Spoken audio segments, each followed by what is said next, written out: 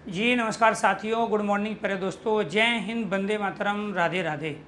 तो आज की जो हमारी क्लास है दोस्तों, उसके अंतर्गत टॉपिक है हमारा संधि, क्योंकि वर्णमाला हम कल कंप्लीट कर चुके हैं। तो वर्णमाला के हमने 5 अलग अलग सेक्शन पढ़े। तो आज बारी है हमारी संधि वाले टॉपिक की। पहला जो क्वेश्चन बनता है दोस्तों, वो बनेगा संधि से, ये शब्द संरचना। शब्द संरचना, तो शब्द संरचना कैसी है? सम और धी। इसके अंतर्गत ये सम एक उपसर्ग है जिसको हम शब्दांश भी कहते हैं, और धी एक धातु है जिसको हम क्रिया भी कहते हैं। तो सम क्या कहलाता है? शब्दांश, यानी कि संधि शब्दांश और शब्द से मिलके बना है, और धातु को क्या कहते हैं हम? क्रिया कहते हैं। क्लियर? दूसरा जो क्वेश्चन है वो बनेगा संधि में अनुस्वार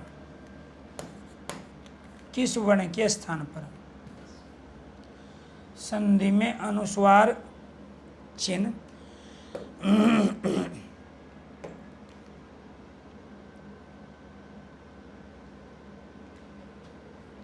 संधि में अनुस्वार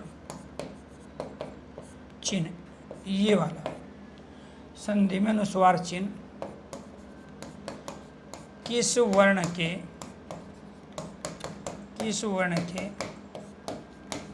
स्थान पर आया है? किस वर्ण के स्थान पर आया है? तो यहाँ पे हमने क्या प्रयोग किया? न के स्थान पर। हम इसको किस रूप में प्रयोग करेंगे? संधि। इसका मतलब क्या हुआ? न के स्थान पे। कई बार ऐसे भी लिखते हैं, कई बार ऐसे भी लिखते हैं। फिर तीसरा क्वेश्चन बनता है, ये बोल रहे हैं ना संधि न, तो साउंड किसके निकाल रहे हैं? इसके स्थान पे साउंड निकाल रहे हैं न की। और ये आपको बता चुके हैं, जो अनुनासिक वर्ण होते हैं ये आपस में बदल जाते हैं। तो यहाँ मैं किस में बदला है? न में बदला है। तो फिर इसका मतलब ये शब्द बना कैसे, उसको देखो फिर। तो सबसे पहले कंडीशन ये थी, सबसे पहले कंडीशन संधि का संधि विच्छेद। ठीक है, तो सबसे पहले कंडीशन क्या थी? सम और धी, ये थी पहली कंडीशन। दूसरी कंडीशन में क्या आ गया? ये सन और धी। तीसरी कंडीशन में क्या आ गया? ये संधि। और यही क्या है? अपने आप में शुद्ध वर्तनी है। ये क्या है? शुद्ध वर्तनी। जब तक ऑप्शन में ये दिया गया है तब तक शुद्ध वर्तनी आपकी यही है, और जब ये नहीं दिया है तो फिर ये है, और दोनों दिए हैं तब भी यही है। क्योंकि किसी भी शब्द की जो सबसे छोटी संरचना होती है, यहाँ ये न और इस न के स्थान पे ये, यहाँ पर क्या हुआ? अनुनासिक वर्ण आपस में परिवर्तित हो जाते हैं। ये हमारे अनुनासिक वर्ण है। ये क्या है जी? हमारे ये अनुनासिक वर्ण हैं। इनमें क्या खासियत है? आवश्यकता पड़ने पर शब्द का अर्थ बनाने के लिए ये परिवर्तित हो जाते हैं एक दूसरे में, और एक इनके स्थान पे हम किसका प्रयोग कर लेते हैं? अनुस्वार चिन्ह का। ठीक है जी, ये आपको ध्यान रखना है जी। इसके बाद फोर्थ क्वेश्चन, चौथा क्वेश्चन है आपका संधि का शाब्दिक अर्थ। शाब्दिक अर्थ संधि का क्या है? मेल, योग, सुलह और समझौता। फिर क्वेश्चन बनता है 5वां, परिभाषा। परिभाषा क्या है जी? दो निकटवर्ती वर्णों का मेल तो क्या कहलाता है? संधि।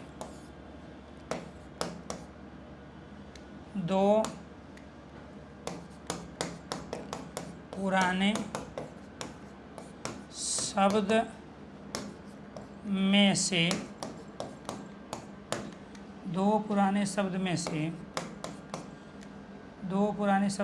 दो अत्यंत समीप वाले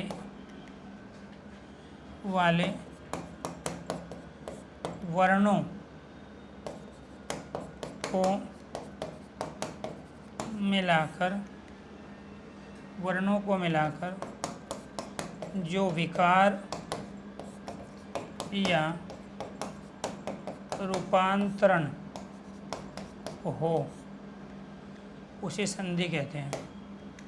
उसे क्या कहते हैं? उसे संधि कहते हैं। ठीक है, तो ये आपको ध्यान रखना।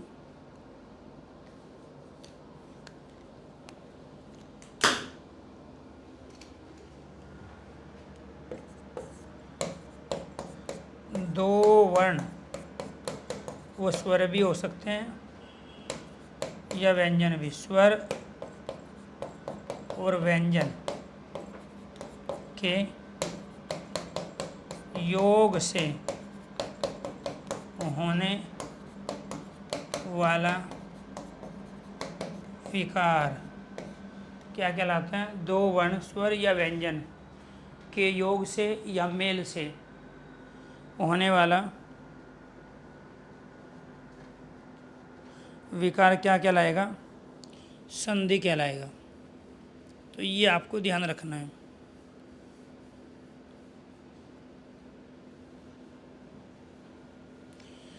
चलो जी, कितने क्वेश्चंस हो गए जी? 5। बात एक ही है। कुल मिला के अगर हम संक्षिप्त में करें इसकी परिभाषा को, संक्षिप्त परिभाषा तो क्या है? दो वर्णों का मेल। बस। शब्दों का मेल कहाँ होगा? शब्दों का मेल होगा समास में, और वर्णों का मेल कहाँ होगा?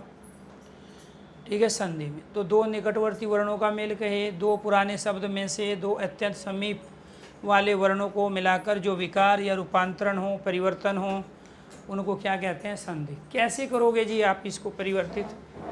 और मैं ये क्यों बता रहा हूँ? क्योंकि वो स्टेटमेंट देगा, निम्नलिखित में से संधि से संबंधित सही कथन बताओ, निम्नलिखित में से संधि से संबंधित असत्य कथन बताओ। ठीक है, तो इस तरीके से आपसे पूछेगा। हमारे लिए तो एक एक क्वेश्चन महत्वपूर्ण है। तो यहाँ जैसे देखो जी, कौन से दो वर्ण आपस में मिलेंगे? यहाँ पे हमने शब्द ले लिया देवालय। तो हमारा पहला काम क्या है? हमारा पहला काम ये है कि शब्द को ऐसी जगह से अलग करना है जहाँ इनका मीनिंग हो जाए। क्या हो जाए? इनका मीनिंग हो जाए। ठीक है, धर्मार्थ। ठीक है जी, तो ये आपको ध्यान रखना है। अब इनको ऐसी जगह से अलग कर लिया हमने, देव और आल्य, और ये क्या हो गया जी? विद्या और अर्थी। और यहाँ क्या है? धर्म और अर्थ। ठीक है जी। अब दो निकटवर्ती वर्ण कौन से? पहले वाले का तो ले लिया हमने अंतिम, वह एक व्यंजन है, और व्यंजन के बारे में बता चुके हैं आपको कि उसमें कोई ना कोई स्वर होता है। यहाँ पर क्या है आपका? ये आपका आ है। ठीक है, तो ए और आ को मिला के ये क्या बन गया जी? आपका आ बन गया। ये क्या बन गया? आ बन गया। तो जो पहला शब्द होता है उसका अंतिम वर्ण लेते हैं, वह एक व्यंजन है और ये वह बना है आधा वह और ऐसे, तो इसका अंतिम वर्ण ए ले लिया। बाद वाले का पहले वाला लेंगे, क्यों? क्योंकि जब दो चीज़ को आपस में मिलाएंगे, एक इधर से आ रही है तो एक इधर से आ रही, तो जो इधर से आ रही है उसका तो अंतिम छोर मिलेगा और जो इधर से आ रही है उसका पहला छोर मिलेगा। मेरी ये 2 उंगली है तो ऐसा तो नहीं है कि इसे बीच में से मिला लेंगे तो ये मिलेगा ना, तो एक उंगली का आगे वाला छोर, ठीक है, ये आपको एक उंगली के पीछे वाला छोर, इसका पीछे वाला छोर, इसका आगे वाला छोर, तो ये दोनों मिलके क्या बन गए? आ बन गए। इसीलिए दोस्तों यहाँ पर ये आ आया हुआ है। अगर ये संधि नहीं होती, ये वर्णों का मेल नहीं करते, तो आज हमारे पास ये शब्द नहीं होता। हमारे पास ये शब्द इसलिए हैं क्योंकि समाज में हम देव का प्रयोग देवता के लिए कर रहे थे, आल्य का प्रयोग घर के लिए कर रहे थे। तो जो देवताओं का घर है वो क्या कहलाया? देवालय कहलाया। विद्या कह रहे हैं शिक्षा को, अर्थी कह रहे हैं ग्रहण करने वाले को। तो जो शिक्षा को ग्रहण कर रहा है वो क्या कहलाता है? विद्यार्थी। तो सबसे पहला काम क्या है कि जो शब्द वो देगा उसको ऐसी जगह से अलग करो जहाँ उसके दोनों के मीनिंग हो, जहाँ दोनों के अर्थ हो, जो आपने पढ़े हो, सुने हो, लिखे हो, देखे हो। आपने ये सब पढ़ भी लिए, सुन भी लिए, देख भी लिए और अनेक बार लिख भी लिए। इसका मतलब ये सार्थक शब्द है और सार्थक शब्द से ही नए सार्थक शब्दों का जन्म हो सकता है। अब इसमें से हमने क्या किया? इसमें से ले लिया आ, इधर से ले लिया ए, दोनों को मिला के बनेगा आपका ये आ ही, ठीक है। इसी वजह से आपके यहाँ ये आ आया है।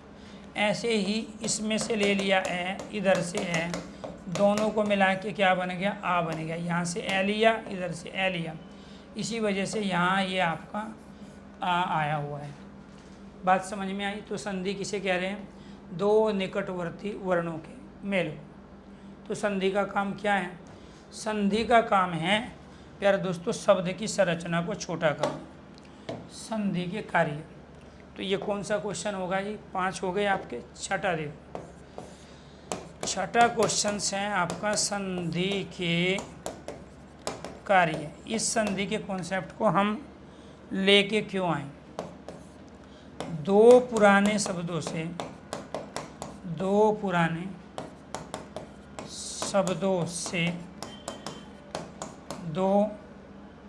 निकटवर्ती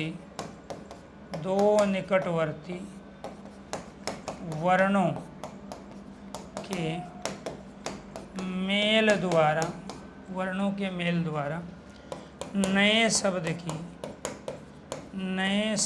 की रचना करना, नए शब्द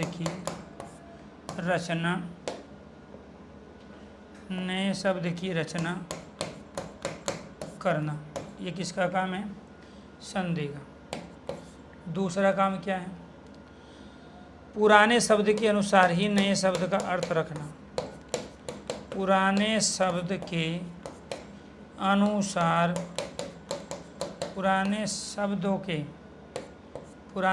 के अनुसार ही नए शब्द का अर्थ रखना। तीसरा, शब्द की संरचना को छोटा करना, शब्द की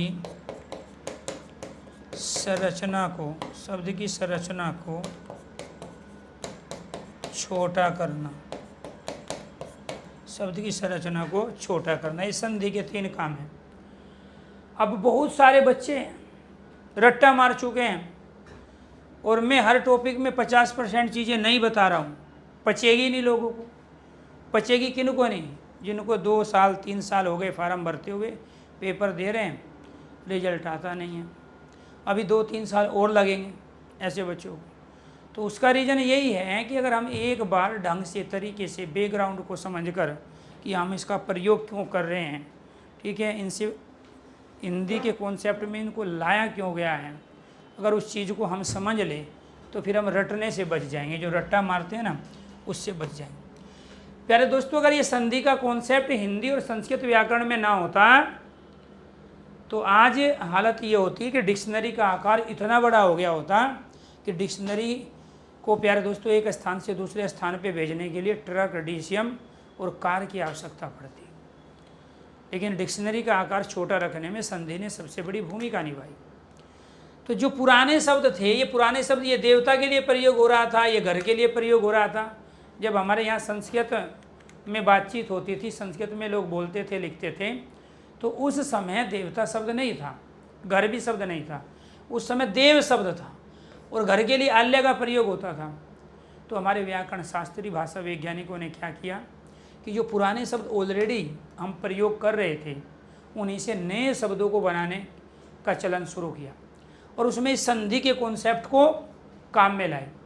तो दो पुराने शब्दों से दो निकटवर्ती वर्णों के मेल द्वारा नए शब्द की रचना। नया शब्द कौन सा? देवालय, विद्यार्थी, धर्मार्थ। ये तो समाज में थे पहले, धर्म भी था, अर्थ भी था, विद्या भी था, अर्थ भी था। लेकिन इसमें से क्या किया कि जो पुराने शब्द थे, इनके दो निकटवर्ती वर्णों को आपस में मिलाया और नया शब्द बना लिया। इसको कहते हैं संधि। संधि नहीं होती तो एक ही गली में 4 जितेंद्र, 5 धर्मेंद्र और 10 तेजेंद्र होते। ठीक है, तो संधि ने क्या किया? पुराने शब्दों के माध्यम से नए नए शब्द बनाए। पुराने शब्दों के अनुसार ही नए शब्द का अर्थ रखना। पुराने शब्द का अर्थ क्या? देव, देवता, आल्य, घर। नए शब्द का अर्थ क्या हो गया? देवालय, देवताओं का घर। पुराने शब्द का अर्थ क्या है? शिक्षा, अर्थ ही ग्रहण करना। जो शिक्षा को ग्रहण करता है उसे क्या कह रहे हैं? विद्यार्थी, विद्या को ग्रहण करने वाला। ठीक है, धर्म और अर्थ, तो ये क्या बन गया? धर्मार्थ। या धर्म और अर्थ दोनों। क्लियर? तो इसीलिए आपको ये ध्यान रखना है दोस्तों, यहाँ पर क्या है?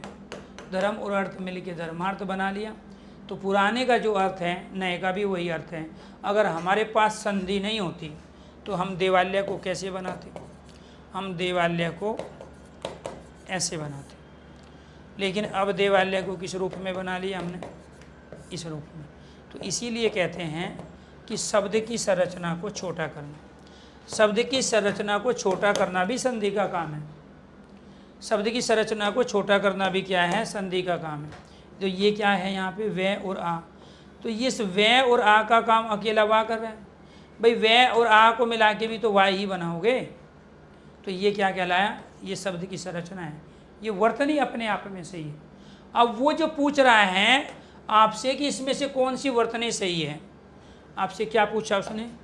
कौन सी वर्तनी सही है, ये वाली कि ये वाली? ऑप्शन में दोनों दिए, तो ये वाली वर्तनी सही होगी ना, क्योंकि ये शब्द की संरचना छोटी है। ये क्या है? शब्द की संरचना छोटी है। वो आपसे पूछ रहा है कि ये बताइए कि जो ये संदर्भ शब्द है ये वाला, और दूसरा आपसे पूछ रहा है कि ये जो संदर्भ शब्द है इसमें से शुद्ध वर्तनी बताइए कौन सी है। तो आप तो इसको करके आओगे, क्योंकि आपने तो रट्टा मारा हुआ है। ठीक है, क्योंकि आपने तो किताबों में ये देखा है संदर्भ ऐसे लिखा हुआ, आपने संदर्भ को ऐसे लिखा हुआ देखा है किताबों में। ठीक है, और उन्हीं किताबों के पहले पेज पे लिखा है किसी भी त्रुटि के लिए प्रकाशक, विक्रेता का लेखक जिम्मेदार नहीं होगा। बात समझ में है? अब इसमें से राइट संधि विच्छेद कौन सी है? इसमें से राइट संधि विच्छेद ये है। क्यों है? लॉजिक क्या है? शब्द की संरचना छोटी है। शब्द की संरचना इसी नए के स्थान पे तो हमने यहाँ पे इसका प्रयोग किया है। तो शब्द की संरचना क्या है? छोटी है। तो वर्तनी के अंदर आपको ये ध्यान रखना है, जिस शब्द की संरचना छोटी हो, संक्षिप्त हो, उस शुद्ध वर्तनी मानी जाती है। यहाँ तक अगर चीज़ें समझ में आ गई हो तो एक बार सारे स्टूडेंट ओके कीजिए। एक कमेंट को केवल एक बार ही करना है। ठीक है, अगर आप 3 या 3 से ज़्यादा बार कोई कमेंट करते हो तो आपको 15 दिन का मोक्ष दे देंगे हम आप। ठीक है, पढ़ाई से दूर चले जाओगे आप। तो इसीलिए आपसे मेरी रिक्वेस्ट है, गुजारिश है कि आपको मुक्ति ना दे, आप कंटिन्यू पढ़ते रहो। उसके यहाँ पे सरस्वती की आराधना में खुर्रा फाती दिमाग नहीं चलाना। इस ब्रेन के फंक्शंस जो है ना वो अलग अलग पार्ट में हैं। जैसे आपने देखा होगा कंप्यूटर को, उसमें बहुत सारे फोल्डर होते हैं। ठीक है, और किसी फोल्डर में आपका काम की चीज़ होती है, किसी में आपके मनोरंजन की चीज़ होती है, किसी में पढ़ाई से रिलेटेड है, किसी में आपका डाटा होता है, किसी में आपके डॉक्यूमेंट्स होते हैं, और किसी में आपके मनोरंजन की कुछ अश्लील चीज़ें भी होती है जो आप दूसरे से शेयर नहीं करते। आपके फ़ोन में भी ऐसी बहुत सारी पिक्चर या कुछ होगी जो आप दूसरे से शेयर नहीं करते या कम ही लोगों से शेयर करते। ब्रेन का फंक्शन भी वही है। अब इस ब्रेन में एक फोल्डर पॉजिटिव है, एक फोल्डर नेगेटिव है। पॉजिटिव फोल्डर को अगर एक्टिव रखोगे तो वो पॉजिटिव चीज़ उठाएगा, रोज़ प्रोग्रेस करोगे, रोज़ आगे बढ़ोगे। अगर एक बार भी नेगेटिव सोचना शुरू कर दिया तो इसका मतलब अपने ब्रेन के उस पार्ट को एक्टिव कर दिया जो नेगेटिव थॉट आपके अंदर लाता है। और जैसे वो एक्टिव हुआ तो 1 महीना 2 महीना आप उसी में रहोगे, दूसरे में कमी निकालना, दूसरे का नुकसान के बारे में सोचना, दूसरे की बुराई करना, उससे ईर्ष्या करना, जलना। ठीक है, अपने बारे में नहीं करोगे, दूसरे के बारे में। जैसे गाँव में ज़्यादातर लोग क्या हैं, ज़्यादा पढ़े लिखे हैं नहीं, दुनिया गांव तक सीमित रह गई, ज़्यादा घूमे फिरे नहीं हैं, उनको पता ही नहीं दुनिया में चल क्या रहा है। उसी वजह से गांव के पड़ोस में आपस में प्यार मोहब्बत कम लोगों के साथ बनता है। कुछ अच्छे पड़ोसी होते हैं, कुछ गलत होते हैं। और वो गलत क्यों होते हैं? क्योंकि वो उससे चिढ़ रहा है, वो उससे चिढ़ रहा है, वो उसकी प्रोग्रेस को देख के खुश नहीं, वो उसके प्रोग्रेस को देख के खुश नहीं। अब उन्होंने अपना नेगेटिव, कहते हैं ना गाँव का माहौल ठीक नहीं रहा, गाँव में अब माहौल सही नहीं है, बच्चों को शहर भेज दो। वो माहौल कुछ नहीं है, वो नेगेटिव थॉट जो ब्रेन है, 10 आदमी है, 10 में से 8 आदमियों का ब्रेन नेगेटिव थॉट वाला काम कर रहा है, फिर एटमॉस्फेयर उसी तरह का बन जाएगा। तो इसीलिए आपसे मेरी गुजारिश है, रिक्वेस्ट है, जो पढ़ा लिखा आदमी है, जिसने PhD कर ली हो, यूनिवर्सिटी में पढ़ाता हो, उसको कभी आप ऊंची आवाज़ में बात करते हुए, बहुत तेज़ चलते हुए, ठीक है, और बहुत कूद फांग बंदर की तरह करते हुए नहीं देखोगे। वो साइलेंट है, वो साइलेंट इसीलिए है क्योंकि उसका जो खुर्रापाती दिमाग है, उसका जो ब्रेन है, उसने वो एक्टिव ही नहीं किया, वो डीएक्टिव पड़ा है। उसका क्या पड़ा है? वो डीएक्टिव पड़ा है।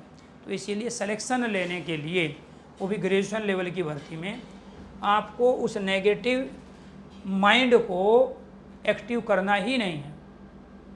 जहाँ से जो मिल जाए उसी को, सजग रहो, अलर्ट रहो। तो इसलिए बहुत सारे बच्चों को जो 4 साल लग रही है तैयारी करके भर्ती होने में, 3 साल 5 साल हो गए तैयारी करते, सिलेक्शन नहीं ले पा रहे हैं, उसके पीछे उसकी नासमझी है, उसको पता ही नहीं है। पढ़ने से सिलेक्शन नहीं होते आज की डेट में। उसके अलावा भी आपको अपने ऊपर वर्क करना पड़ेगा, काम करना पड़ेगा। और आप अपना भेड़ चाल में चले जा रहे हो दुनिया के साथ, तो ऐसी बात नहीं बनेगी।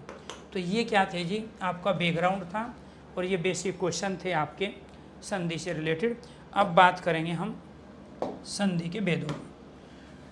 तो ये जो संधि के भेद हैं, संधि के भेद, और वो होते हैं 3। क्यों होते हैं 3 भेद संधि के? क्योंकि अभी आपने ये पढ़ा है कि 2 निकटवर्ती वर्णों का मेल संधि है, या ये कहेंगे हम वर्णों का मेल। वर्णों का मेल क्या है? संधि। अब वर्ण कितने होते हैं?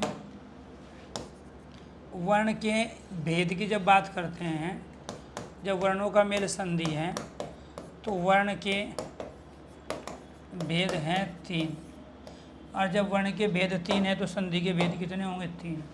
वर्ण के 3 भेद कौन से हैं? एक है आपका स्वर, दूसरा है आपका व्यंजन, और तीसरा आपका क्या है? अयोगवाह। ये पढ़ लिया ना आपने। तो इसी वजह से जो संधि के भेद हो गए, ठीक है, संधि के भेद वो भी कितने हो गए आपके? 3। कौन कौन से हो गए? एक भेद हो गया आपका स्वर संधि, क्योंकि जब वर्णों के 3 भेद हैं तो जितने भेद वर्ण के होंगे उतने ही भेद संधि के होंगे, व्यंजन संधि। और तीसरा क्या है जी आपका? विसर्ग संधि। तो ये विसर्ग संधि कहाँ से ली? ये विसर्ग संधि प्यारे दोस्तों आपने इस अयोगवाह से ली, क्योंकि अयोगवाह कितने थे? मूल अयोगवाह 2 थे ना, एक अनुस्वार था, दूसरा ये विसर्ग था। तो यही तो ये विसर्ग हैं यहाँ पे, ठीक है। इसी से आपने व्यंजन वर्ण लिया तो ये व्यंजन है आपका, इससे आपने स्वर लिया तो ये स्वर संधि है। ये आपको ध्यान रखना। तो जब वर्ण के भेद 3 हैं तो वर्णों का मेल संधि है, तो जितने भेद वर्ण के होंगे उतने ही भेद संधि के होंगे। बात समझ में आई? तो इसीलिए स्वर संधि, व्यंजन संधि और विसर्ग संधि ये भेदों से संबंधित क्वेश्चन है। स्वर संधि के जो भेद होते हैं वो होते हैं 5 भेद। कितने भेद होते हैं? 5 भेद। ये भेदों वाला क्वेश्चन था। अब बात करते हैं स्वर संधि कहाँ होती है, किसकी बात करेंगे जी? बात करेंगे स्वर संधि। ठीक है जी, जहाँ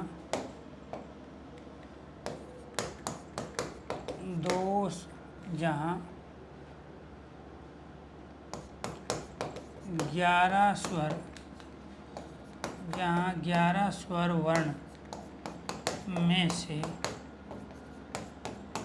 11 स्वर वर्ण में से किन्हीं दो स्वर वर्ण का मेल हो, वो क्या कहलाता है? स्वर संधि कहलाता है। दूसरा क्या है जी हमारा? ठीक है जी, दूसरा है हमारा यहाँ पर व्यंजन संधि। व्यंजन संधि कहाँ होगी? जहाँ किसी स्वर के साथ व्यंजन का, यहाँ किसी स्वर के साथ व्यंजन का मेल हो, या जहाँ व्यंजन के साथ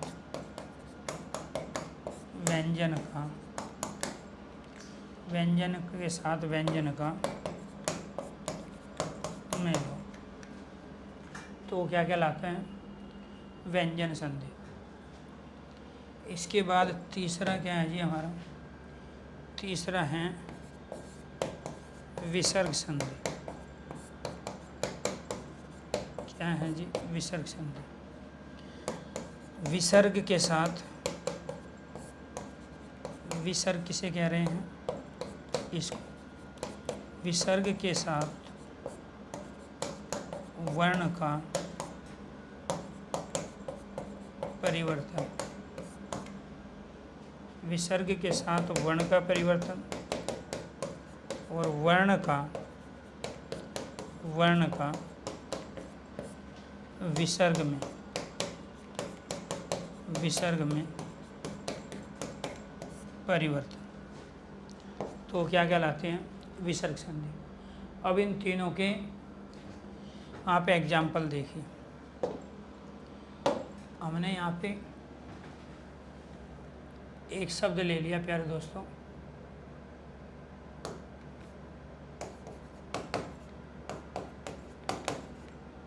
कार्यालय।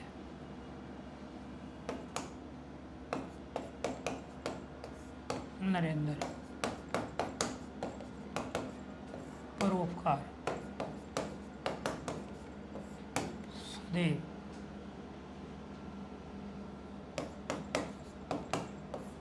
नहीं। यहाँ पे क्या है? शब्द को सबसे पहले ऐसी जगह से अलग करेंगे जहाँ उसका मीनिंग हो, अर्थात वो दोनों सार्थक शब्द हो। शब्द को ऐसी जगह से अलग करेंगे जो आपने पढ़े हो, सुने हो, लिखे हो, देखे हो। शब्द को ऐसी जगह से अलग करेंगे ताकि वो सार्थक शब्द हो। शब्द को ऐसी जगह से अलग करेंगे जो आपने पहले ही अनेक बार लिख लिए हो, अनेक बार सुन लिए हो। क्लियर? तो यहाँ आपको ये ध्यान रखना है, इसमें से क्या है जी? ए। इधर आपने कौन से वर्ण लिया? आ। इधर ए, इधर ई, इधर ए, इधर ओ, इधर आ, इधर आई। यहाँ पे प्यारे दोस्तों आपको ध्यान रखना है, मैं इसको छोड़ो, इसको करके दिखा देता हूँ। भवन, ये कैसे बना है जी आपका? ये बना है भो और अन से मिलकर, और ये बना है आपका आधा भै और औ से, और इधर क्या है आपका? अन है। ये जो बना है ये बना है ए और ऊ से, इधर आपका अन है। यहाँ से हमने जो ले लिया वो इधर से ले लिया आपका ओ और इधर से ए। यहाँ इन दो वर्णों का मेल हुआ है जिससे बना है ये आपका वह। ये बना है भो और अन से, ये बना है आधा भय और औ से, ये औ बना है ए और ऊ से। ठीक है, किसी भी संधि विच्छेद करते समय पहले वाले का अंतिम वर्ण लेते हैं, वो ले लिया यहाँ पे, और जो बाद वाला होता है ये जो चलता आ रहा है यहाँ से ले लिया ए। ऊ और ए को मिला के वह बना। चूँकि यहाँ आगे बच गया आपका भय, तो ये था आपका आधा भय, ये आ गया इसके साथ में ए, तो ये क्या बन गया भय। ये ऊ और ए, ये ऊ और ए मिलके क्या बन गया आपका, ऊ और ए मिलके बन गया आपका वह। और ये लास्ट में क्या बच गया आपका, ये बच गया आपका न, भय वह न, ऐसे भवन बनता है। तो मैं ये बताने की कोशिश कर रहा हूँ, इसमें भी दो स्वर हैं ऊ और ए, इसमें भी क्या है दो स्वर है, इसमें भी दो स्वर है, इसमें भी दो स्वर है, इसमें भी दो स्वर है, इसमें भी दो स्वर है। तो वो एक जैसे हो या फिर अलग अलग हो, तो ये सारे के सारे स्वर संधि के उदाहरण हैं। अब यहाँ कार्य और आल्य, कार्य मतलब काम, आल्य घर, जो काम का घर है वो कार्यालय, नर मनुष्य, इंद्र राजा, जो मनुष्य का राजा है वो नरेंद्र, तो नरेंद्र किसका पर्यायवाची होगा, राजा का, नर्प का। पर दूसरे का उपकार भला, जो दूसरे का भला करेगा वो परोपकार है। सदा हमेशा एव ही, जो हमेशा ही रहे वो सदैव कहलाता है।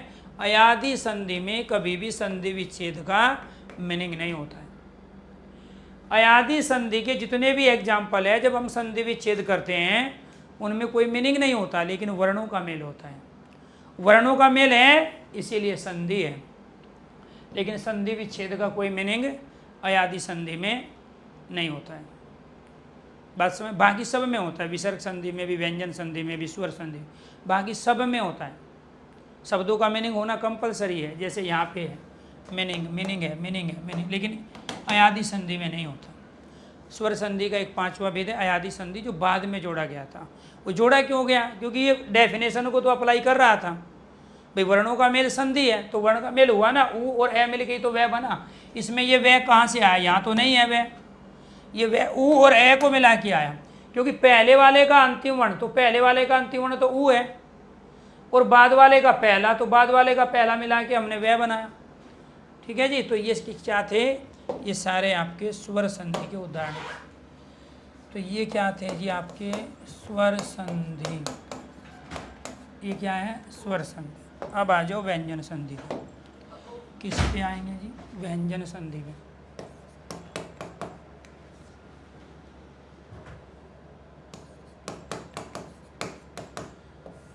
जैसे वागीश, जगन्नाथ, समाचार, सदाचार, ऐसे ही संस। यहाँ पर ये कैसे बने हैं, वाग और ईश, ये जगन और नाथ, ये सम और आचार, और ये यहाँ सद और आचार, ये सम और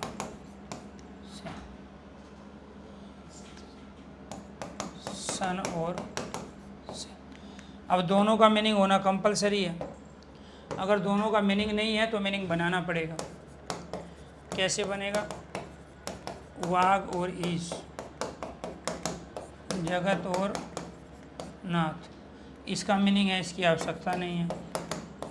सत और आचार, और सम और से, इसमें केवल इसका मीनिंग डायरेक्ट था, बाकी का मीनिंग नहीं था, क्योंकि दोनों का अर्थ होना चाहिए।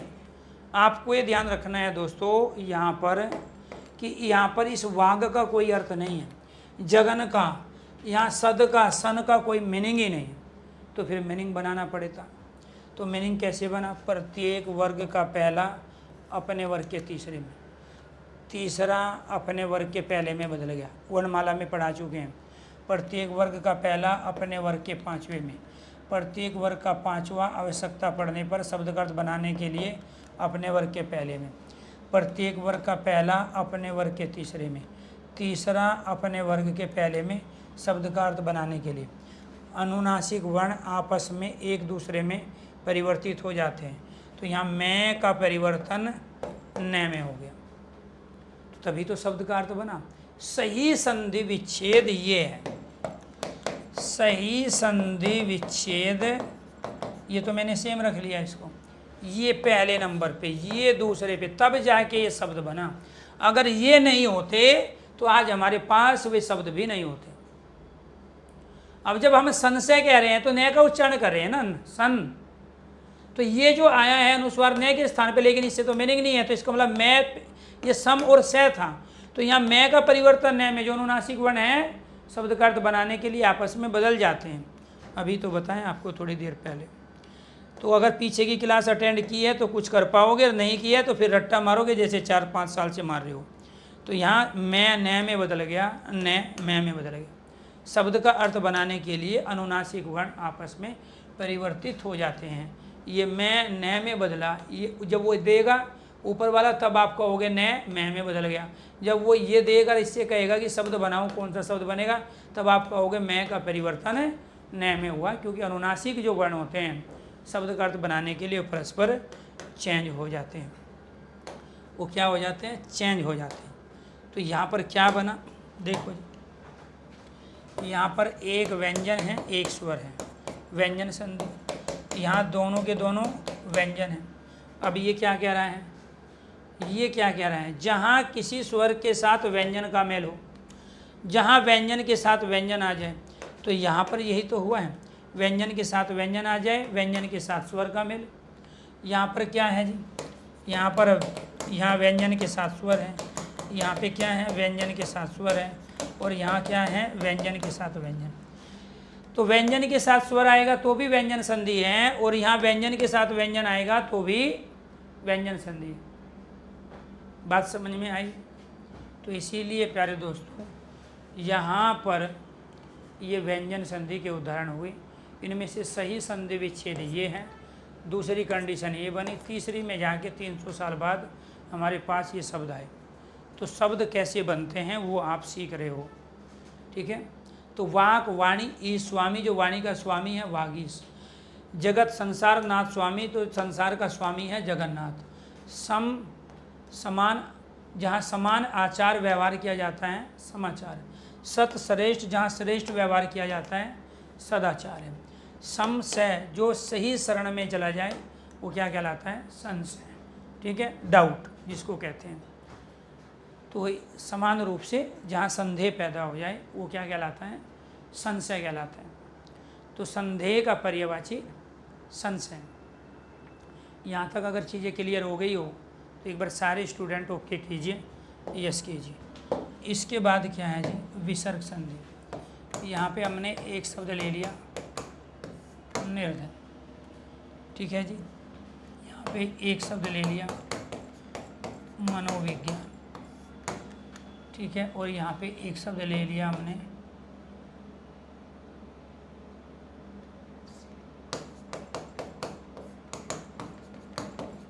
प्रातःकाल।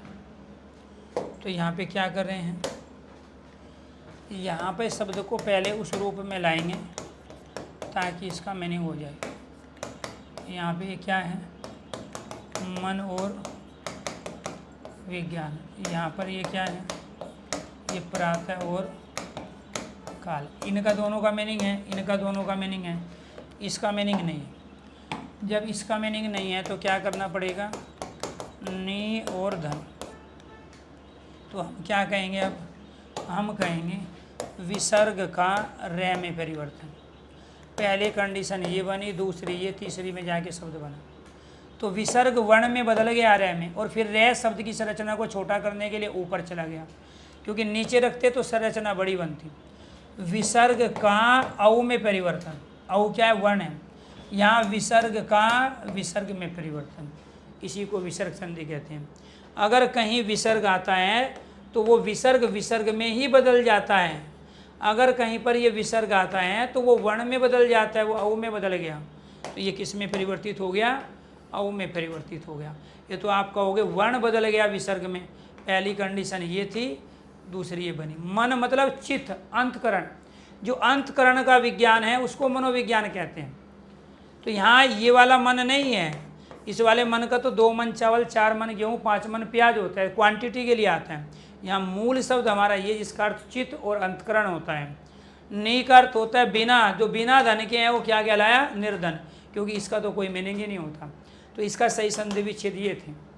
तो विसर्ग बदल गया आपके आधे रह में और ये रह चला गया ऊपर, तो यहाँ कहेंगे विसर्ग का वर्ण में परिवर्तन, यहाँ कहेंगे वर्ण का विसर्ग में परिवर्तन, विसर्ग का विसर्ग में परिवर्तन, तो इसको क्या कहते हैं, विसर्ग संधि कहते हैं।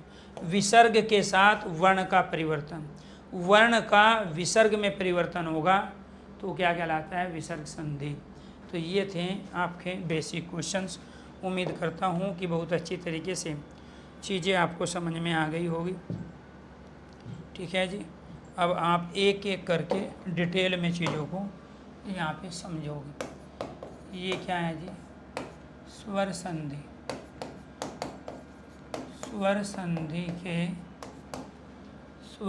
के भेद, कितने भेद होते हैं, 5 भेद होते हैं स्वर संधि के। इसमें से एक भेद होता है हमारा दीर्घ संधि, दूसरा है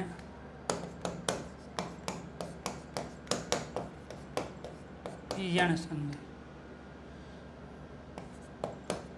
तीसरा है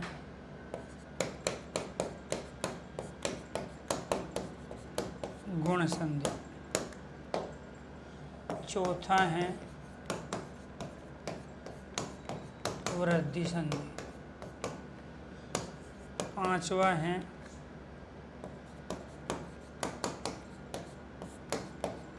अयादि संधि। पांचवा क्या है, अयादि संधि है।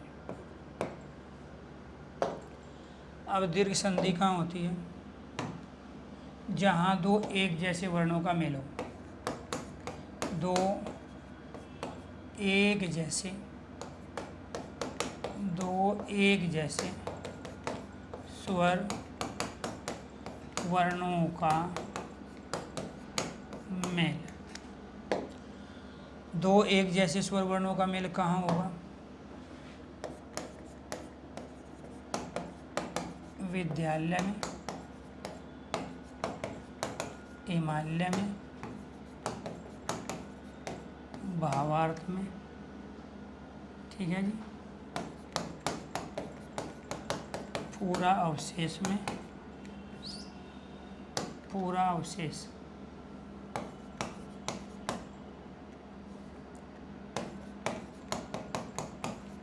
दयानंद। ठीक है, यण संधि कहाँ होगी, शब्द के बीचों बीच य रे लेवण तथा इनसे पहले आधा व्यंजन, इनसे पहले आधा व्यंजन होगा।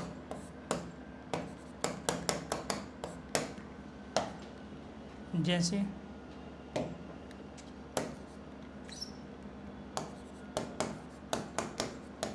इत्यादि,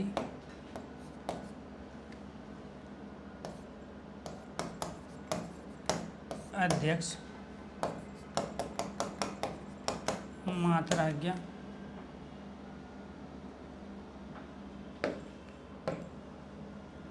यहाँ लिखो वे।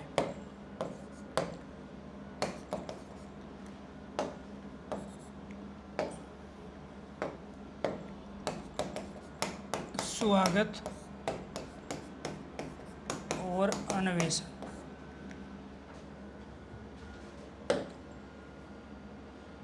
गुण संधि कहाँ होगी?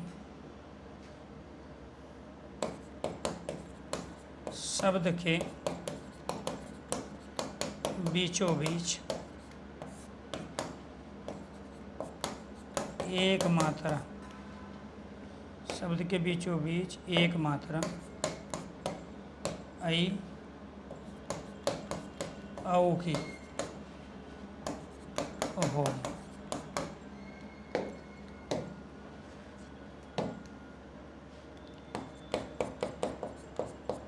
जैसे नरेश, धर्मेंद्र, सूर्योदय, महोदय। एक मात्रा कौन सी है? ये वाली औ की है, ये वाली औ की है, ये एक मात्रा ये ऐ की है, ये एक मात्रा ये ऐ की है। यहाँ पे क्या है? शब्द के बीच में यह पहले आधा व्यंजन, यह पहले आधा व्यंजन। यहाँ पे ये क्या है? शब्द के बीच में रे आधा व्यंजन, शब्द के बीच में वह आधा व्यंजन, शब्द के बीच में वह आधा व्यंजन। ठीक है। यहाँ पे क्या है? दो एक जैसे वर्ण, विद्या का आ, आल्या का आ एक जैसे हो गए।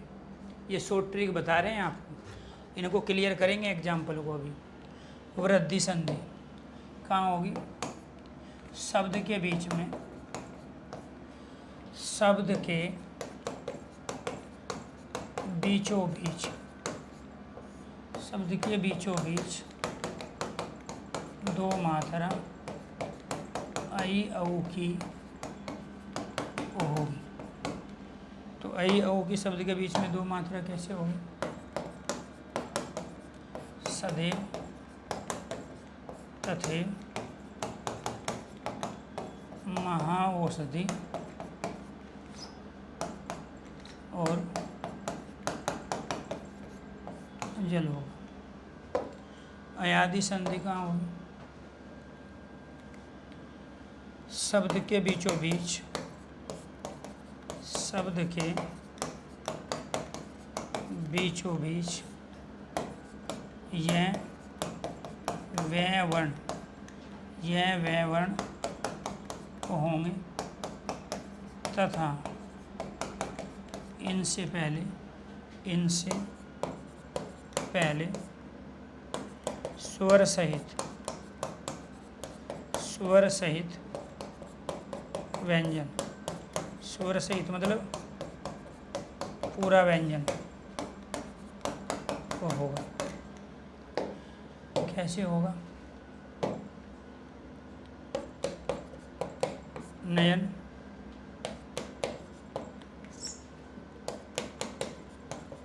नायक, पवन, पावन।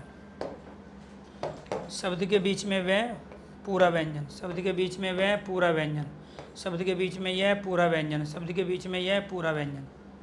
यह अयादि संधि है। यहाँ क्या है? शब्द के बीचों बीच दो मात्रा, शब्द के बीचों बीच दो मात्रा। इसमें दो मात्रा किसकी है? इसकी, इसकी मात्रा दो होती है। इनमें दो मात्रा किसकी है? औ की, इसकी मात्रा दो होती है। ये क्या हो गए? वृद्धि संधि। तो शॉर्ट ट्रिक के माध्यम से स्वर संधि के पांचों भेद आपके हो गए। जहाँ दो एक जैसे वर्ण हों, तो दो एक जैसे वर्ण कैसे होंगे? देखिए एक बार, विद्यालय ले लिया आपने, विद्या और आल्य, इधर से क्या लिया? आ, इधर से क्या लिया? आ, दोनों के दोनों एक जैसे हैं, क्या बनाएंगे? आ बनाएंगे। दूसरा एग्जाम्पल क्या लिया था? हिमालय। यहाँ पे क्या है आपका? हिम और आल्य, इधर से क्या लिया आपने? ए, इधर से आ, दोनों के दोनों एक जैसे हैं, क्या बनाएंगे? आ। तो ये क्या कहलाए आपके? ऐसे ही भावार्थ, भाव और अर्थ है, पूरा अवशेष, पूरा और अवशेष। यहाँ पे आपने पूरा प्राचीन काल, अवशेष बचा हुआ भाग, इधर से क्या लिया आ, इधर से क्या लिया ए, दोनों क्या है एक जैसे। दया और आनंद, आ और आ आपस में मिलेंगे तो दो एक जैसे अर्थात सजातीय स्वर वर्णों का मेल होगा तो दीर्घ संधि बनेगी। शब्दों के बीचों बीच य रे वे वर्ण तथा इनसे पहले आधा, इनसे पहले आधा तय, आधा दे, आधा रे, आधा से, आधा ने। तो यहाँ पर क्या किया आपने, आधे व्यंजन का प्रयोग किया है। यहाँ पे आपने आधे व्यंजन का प्रयोग किया है, यह और वह से पहले, और जहाँ आधे व्यंजन का प्रयोग होगा यह वह से पहले, यह रह वह से पहले उस यण संधि हो। शब्द के बीचों बीच एक मात्रा, ये रही एक मात्रा, किसकी मात्रा, इसकी एक मात्रा होती है, इसकी भी एक होती है, ये वाले, तो ये क्या कहलाते हैं, गुण संधि। संधि विच्छेद करने पर अयादि संधि को छोड़कर बाकी सबका मीनिंग होगा, बाकी सबका मीनिंग होगा। तो मैं डिटेल से पढ़ाऊंगा। आज तो बेसिक चीज़ें मैंने आपको बताई है दोस्तों, आज तो केवल बेसिक चीज़ें बताई हैं आपको। अगर समझ में यहाँ तक आ गई हो तो एक बार सारे स्टूडेंट ओके कीजिए, यस कीजिए। आपको बहुत सारी दुविधा रहेगी पेपर तक जाने में। जब आप पेपर दोगे तो वहाँ पे बैठने में भी दुविधा होगी, वहाँ आपको सीट गंदी मिलेगी क्योंकि ऑफलाइन पेपर है, उस पर धूल मिलेगी, कुछ पे मिट्टी मिलेगी, कुछ पे हो सकता है पानी गिरा हो, लेकिन आप अपना आपा नहीं खोओगे वहाँ। आप 2 स्टार के लिए जा रहे हो, बस आपको अपने दिमाग में ये रखना है। सामने वाला कौन आदमी ड्यूटी दे रहा है हमें कोई मतलब नहीं है, वो अच्छा हो बुरा हो, उसका व्यवहार आपके प्रति पॉजिटिव हो या नेगेटिव हो, डिस्टर्ब नहीं होना। इस समाज में आपको डिस्टर्ब करने के बहुत सारे कारक जिम्मेदार हैं और उसमें सबसे ज़्यादा कारक तो आप खुद में हो। तो इसीलिए आपको अपने लक्ष्य पर फोकस रखना है, कौन क्या कह रहा है, कौन किसके बारे में क्या बोला है, किसका स्कोर कितना आ रहा है, आपका स्कोर कितना कम आ रहा है, कोई मैटर नहीं है सिलेक्शन लेने के संदर्भ में। तो ये जो दिक्कतें हैं आपको, ये दिक्कतें पेपर तक रहेगी। मैं सिलेबस करवा दूंगा, जिन बच्चों को पढ़ना है, पढ़ के सिलेक्शन लेना है, तो इस सिलेबस के माध्यम से वो 40 क्वेश्चन आएंगे, ठीक है, और वो करके भी आएंगे। लेकिन बहुत सारे बच्चों को सिर्फ यही डाउट रहेगा कि PNG नहीं दी थी, नोट्स नहीं मेंशन करवाए थे, ठीक है, किताबें से पढ़ लेते तो और अच्छा हो जाता। तो वो सख्ते में घूमते रहते हैं।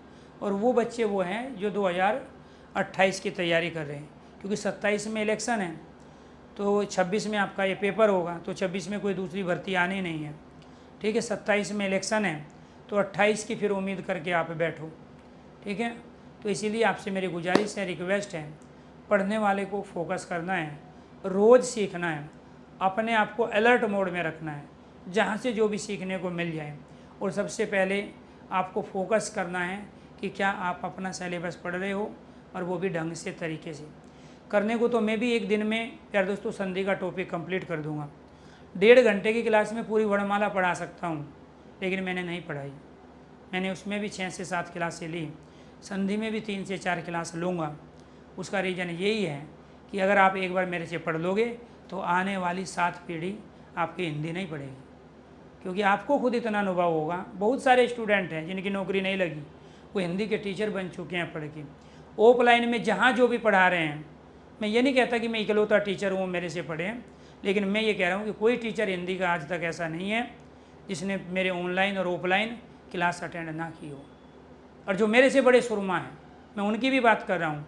अगर यकीन नहीं आता तो एक बार पूछना। तो मुद्दा सिर्फ ये है कि मैं बिना ढोल बजाए, बिना गाए वाए, अपनी धुन में मस्त होकर पढ़ाता हूँ, और बाकी लोगों पे अच्छा मैनेजमेंट करना, चिकनी चुपड़ी बातें करना, मक्खन लगाना मेरे से ज़्यादा आता है। इसीलिए वो मेरे से बड़े टीचर दिखते हैं, लेकिन है नहीं। तो इसीलिए आपसे मेरी गुजारिश है, रिक्वेस्ट है, साइलेंट मोड में पढ़ो, दिखाओ मत, ज़्यादा कूदो मत, ठीक है। मुझे ये भी चाहिए, मुझे ये भी चाहिए, मुझे ये भी दे दो। अगर आपने क्लास सुन भी ली, देखने की तो बात दूर, कानों में लीड लगा के अगर आपने सुन भी ली, मैं दावे के साथ कहता हूँ आप प्रत्येक टॉपिक के सारे क्वेश्चन सही करके आओगे। आज से पहले किसने वर्णमाला के 5 अलग अलग सेक्शन किताबों में रख दिए थे? आज से पहले किसने यूट्यूब पे हिंदी वर्णमाला के 5 अलग अलग सेक्शन आपको पढ़ाए?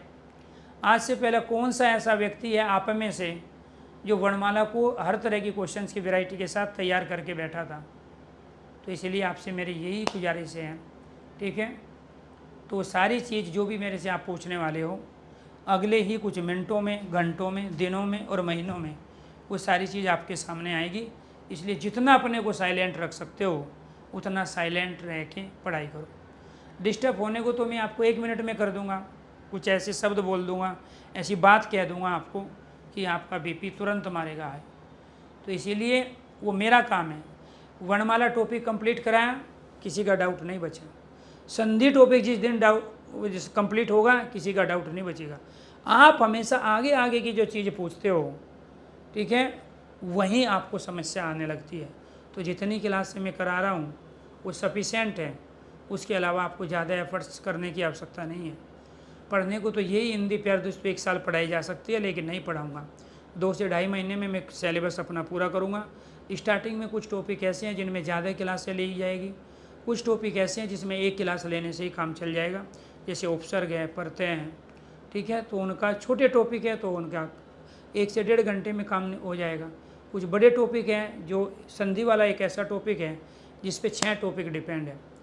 अगर आपको उपसर्ग प्रत्यय वर्तनी करना है तो बिना संधि के नहीं कर सकते। शाब्दिक अर्थ निकालना है तो बिना संधि के नहीं निकलेगा।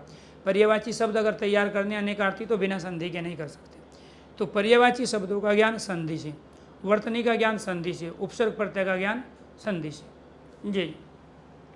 तो यहाँ से सत्यम ठाकुर रिकॉर्डिंग क्लास है, लाइव तो कभी चलती ही नहीं है यहाँ पे, ठीक है। तो अभी बहुत सारे मैं एक बच्चे को कहा ना कि कुछ बच्चे 2029 की तैयारी में हैं, 28 की तैयारी में हैं। अब मैं पहले तो यहाँ रोज़ लिखूँ कि आज 29 अगस्त है, सुबह मॉर्निंग की 9 से 10 क्लास चल रही है और अभी 10:05 है, तब तो इनको यकीन आएगा। क्योंकि तो सूंघ लेते हैं ना दूर बैठे बैठे कि ये क्लास लाइव है तो ऐसी खुशबू आएगी, और रिकॉर्डिंग चल रही है तो ऐसी खुशबू आएगी। तो बहुत सारे बच्चे, तो मैं कह रहा हूँ आप लोग थोड़ा सीरियस हो। बच्चे पढ़ाने के नाम पे, पढ़ने के नाम पे नौटंकी ज़्यादा कर रहे हैं। बहुत सारे, कम से कम आपकी क्लास में 100 से ज़्यादा बच्चे तो इसलिए ही आते हैं कि सर आज क्या पढ़ा रहे हैं। 50 बच्चे ऐसे होते हैं जो सूंघ के बताएंगे कि लाइव चल रही है कि रिकॉर्डिंग चल रही है। तो कंपटीशन तो कम ही बच्चों के साथ है। जिन बच्चों के दिमाग में अभी ये चीज़ें चल रही है ना कि लाइव चल रही है कि रिकॉर्डिंग चल रही है, वो तो 27-28 की तैयारी कर रहे हैं। आपको तो 26 में सिलेक्शन लेना है। तो इसीलिए कंपटीशन कोई ज़्यादा है नहीं, भीड़ है सिर्फ। तो आपको सीरियस रहना है, ठीक है। तो मैं अपने तरीके से काम करता चला जाऊँगा, ठीक है। अब पहले तो यहाँ लिखो जी, आज फला तारीख है, जैसे प्राइमरी के बच्चों को पढ़ाते समय लिखते हैं, बताओ आज कौन सा दिन है, कौन सी तारीख है, अभी क्या टाइम हुआ है। तो ये तो अभी मैं कहा ना 25 साल के शरीर से तो हो गए हैं, 25 इन्होंने बर्थडे मना लिए हैं, लेकिन बुद्धि तो 15 साल वाले बच्चे की चल रही है। तो इसलिए इसमें बहुत सारे बच्चे यूपीएसआई के अंदर ऐसे बैठेंगे जो अभी 15 साल 17 साल वाली बुद्धि से काम ले रहे हैं और उससे सिलेक्शन होना नहीं। यहाँ तो अपने एज ग्रुप से 5 साल आगे चलना है आपको, तब जाके सिलेक्शन होगा। 10:30 बजे क्लास होगी आज भाषा और बोली की, उसमें भाषा और बोली के बारे में बताएंगे, वो भी केवल 20 मिनट के शो में, और 20 मिनट में Hindi by Arun sir YouTube channel पे। Hindi by Arun sir YouTube channel जिन्होंने सब्सक्राइब नहीं किया वो सब्सक्राइब जरूर करें, क्योंकि वहाँ मैं आपको रणनीति की क्लास, सिलेबस डिस्कशन, दूसरे सब्जेक्ट के बारे में बताता हूँ, आपको अपडेट देता हूँ इस पूरी भर्ती का यूपीएसआई की, और उसके बाद थ्योरी में पढ़ाता हूँ सुबह मॉर्निंग में 10:30 बजे, और मॉक टेस्ट कराता हूँ शाम को प्यार दोस्तों 9 बजे। धन्यवाद दोस्तों। तो आप मिलेंगे यूट्यूब पे एक बार 10:30 बजे मॉर्निंग में और एक बार शाम को 9 बजे। धन्यवाद।